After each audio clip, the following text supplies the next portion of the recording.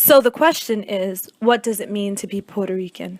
A complicated question, one about which some have even written dissertations and still been unable to capture the fullness of such complex ethnic formations. But I'm going to take a stab at it for the sake of trying to inspire this next generation, because you will be asked to answer the question. So here's my suggestion, or at least here's how I would answer. I am the product of African deities and European royalty, merged with Arawak Taino chiefs on islands across the Caribbean Sea, forming the perfect trifecta of energy you now observe within me, a legacy of resilience inherited through the struggles and strengths of my ancestry, the very definition of the divinity derived from diversity. I am Picasso, bata drums, and palm trees. The wealth of a nation descended from the commonwealth of this nation, brought through pyramids, castles, reservations, and plantations, onto the decks of marine tiger ships following the offers to help and false promises, only to find myself aboard the mainland and still in desperation. Urban poverty, underfunded systems of education, overrepresentation in the complex of mass incarceration, and entirely too brown to be found on the profitable side of segregation because, yes, in the U.S. I'm black, check that one-drop rule legislation. And yes, I am proud of that determination, despite how badly they try to teach us to want to be Caucasian. So to recap, there was royalty and slavery and migration and ghettoization. But you still look at me as I tell this story and think I've exaggerated. You think it couldn't have been that bad because you seem to be pretty educated. Plus, you're pretty successful, so I'm pretty sure you made it.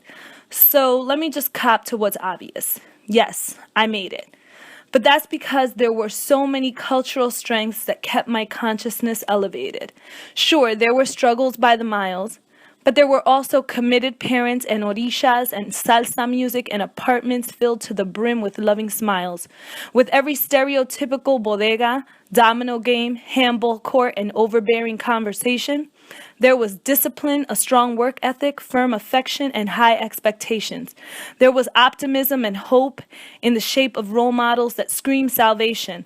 There were young lords and Black Panthers and unity to compensate for the separation. There were parades that went on for days and festivals to warm the nights. There were old school remedies, most of which involved Vicks, to heal the sting of almost any plight. There were novelas and quinceañeros and reggaeton and boleros and honest moments of trauma and others of celebration, both of which brought us together. There was pasteles and pernil that even this now vegetarian remembers with nostalgia. There was love and strength and hugging and laughter. I was loved.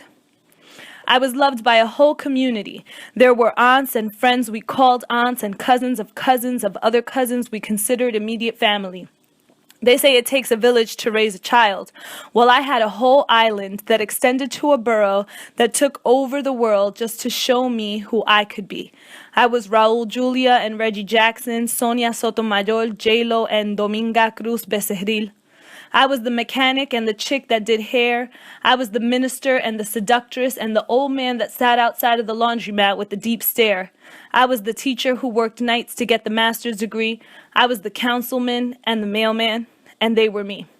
For in the blood and hearts of all of the women and all of the men was the warmth of the island that we all know as Borinquen. And because they pushed through to pave the way for me, I have the strength to push through and pave the way for you, so that you have support and the courage to speak your truths, so that we can honor the sacrifices made in our name and hold dear the richness of the culture from which we came, even as we move forward, individualize, and acculturate, so that we can blend the majesty of our island with the greatness of our nation and transform this world through the power of culture and education.